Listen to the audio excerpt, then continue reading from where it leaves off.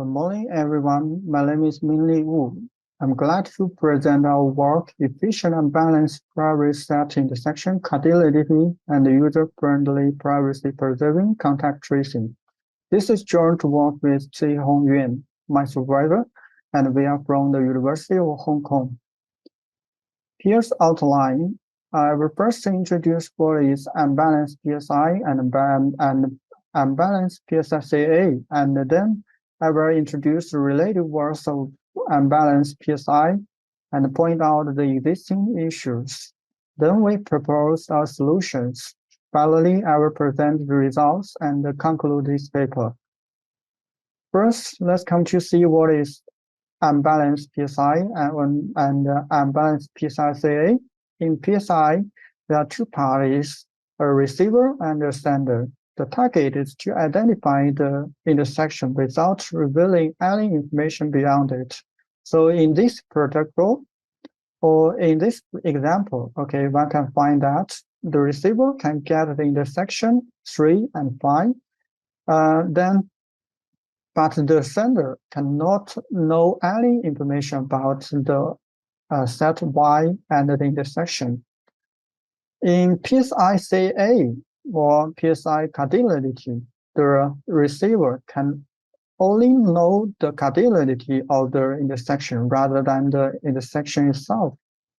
When we come to the unbalanced case, either unbalanced PSI or unbalanced PSI-CA, we have the set size of the receiver is much less than the set size of the sender.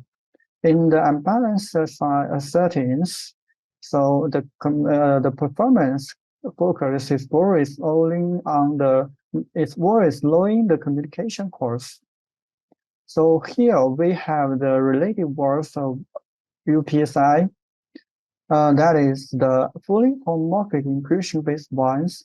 In 2017, 10, etc. proposed their protocol, but their protocol is limited with atom bit length 32. The latest one is the Cong's. They simply took advantage of slicing to support arbitrary sigma. All these FHE-based protocols have one communication strength, that is, the complexity can be O and Y log NS. But there are also weaknesses. First, they are prone to the deception attack, and then the performance are not good enough. And one core issue in this FHE-based ones is a non-item issue. In the following, we will put our focus on the deception attack and the non-item issue. So let's first see how they design their protocol. First, the receiver improved all his or her items into a cuckoo hash table. Then the sender also utilizes the same hash functions to match his or her items into a 2D simple hash table. Then both parties can have the beamwise matching. To know whether YI is in the intersection, the receiver can send the ciphertext of YI to the sender. Then the sender returns a result ciphertext to the receiver. Okay, this P is a normal polynomial. Okay, it can be computed like this. Then the receiver can decrypt this result ciphertext if the decided decrypted result is 0, then it means that Y is in the section, otherwise not. So here in this process, it is easy for the sender to have the deception attack. Specifically, the sender simply returns a 0 result to the receiver. Then the receiver will include YI into the following intersection, although YI is not a real common item. So the attacking successful probability can be as high as 0.67 because of the loading factor of the cuckoo hashing. Actually, there was also one naive way for the receiver to detect the deceiving behavior because he or she can insert random dummies into the non-occupied beans of the cuckoo hashing table. Then If the corresponding ciphertexts are worth still 0, then the receiver will find he or she is deceived. Then the detecting probability can be 0.34. How we resolve the long item issue, which is very crucial in the FHE-based protocols. So our first scheme is a virtual Bloom filter. It is enlightened by the traditional Bloom filter.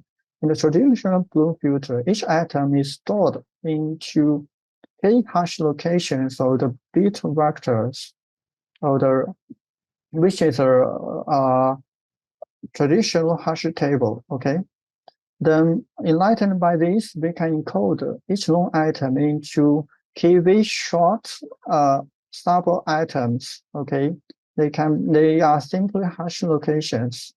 So in this table, we can see that by setting KV as 2, we can get the short sub item as 46. So the total number of items bits to be handled is 92. By further utilizing permutation-based hashing, we can reduce this figure to 66.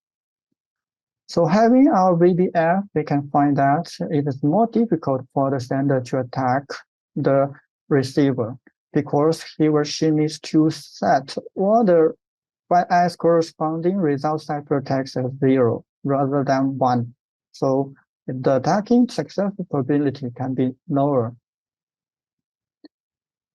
In Chong's work, they simply take advantage of slicing to handle the long item issue.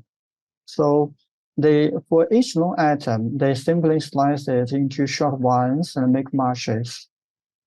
But there's one drawback. It is the false positives. In this example, we can see for each long item, we can have 3 slices. For the first slice can be matched to the first long item. For the second long slice, can be matched to the second long item. But we can see that this item is not the one in the intersection. Thus, having false positives. To handle these false positives, the they have to enlarge the length of slices. So the total number of atom bits need to be handled will be increased. Here we propose a polynomial links POL. In the first step, we still need slicing, but for the second step, we need to use the interpolation polynomial to build links between the first slice and the other slices. Then to make match, we simply need to find whether the first slice are matched, second slice are matched, something like that. If all of them are matched, then we know why it's in the intersection. Having a POL, the receiver only needs to send the ciphertext of best slices, thus saving the communication cost and the computation cost. And also, there are no false positives. So each number, so for each item, the total number of bits to be handled can be at most 18, which will be cheap. But there's also one consequence, that is the high computation cost of using the interpolation polynomial for the sender. As for the deception attack, the sender can only send a 0 ciphertext for the first slice. For the other slices, he or she can only make random guesses. So the total attacking successful probability can be very low. Actually, in our full protocol, there is a shuffled OPI pre-processing phase. So I just skip it, so interested readers can directly refer to our paper. So here are the results. For the deception attack, by utilizing VBF, we can see that the attacking success probability of the sender can be much lower than the previous ones. And for the detecting probability, we can see that it is improved. Here we also provide a simple comparison results about PLL-based UPSI with Chong's.